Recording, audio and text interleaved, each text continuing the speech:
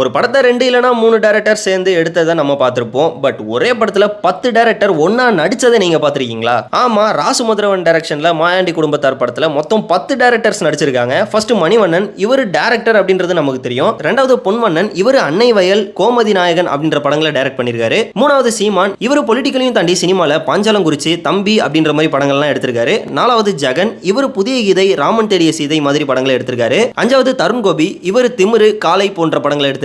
ஆறாவது ஜி.எம். குமார், இவரு அறுவடை நாள், பிக் பாக்கெட் அப்படின்ற மாதிரி படங்கள்லாம் எடுத்திருக்காரு. ஏழாவது ரவி மரியா, இவரு ஆசை ஆசையாய், மிளகா போன்ற படங்களை எடுத்திருக்காரு. எட்டாவது நந்தா பெரியசாமி, இவரு ஒரு கல்லூரியின் கதை, மாத்தி யோசி அப்படின்ற மாதிரி படங்கள்லாம் எடுத்திருக்காரு. ஒன்பதாவது சிங்கம்புலி, இவரு ரெட், மாயாவி அப்படின்ற மாதிரி படங்கள்லாம் எடுத்திருக்காரு. பத்தாவது ராஜ் கபூர், இவரு அவள் வருவாளா, குஸ்தி போன்ற படங்கள்லாம் எடுத்திருக்காரு. இப்படி ஒரே படத்துல 10 டைரக்டர்ஸை ஒன்னா நடிக்க வச்சிருக்காரு ராசு மதுரவன். யாரெல்லாம் இந்த படத்துல இதை கவனிச்சிருக்கீங்க அப்படின்றத கமெண்ட்ல சொல்றீங்க. இந்த மாதிரி வீடியோஸ்லாம் பார்க்க நம்ம சேனலை சப்ஸ்கிரைப் பண்றீங்க.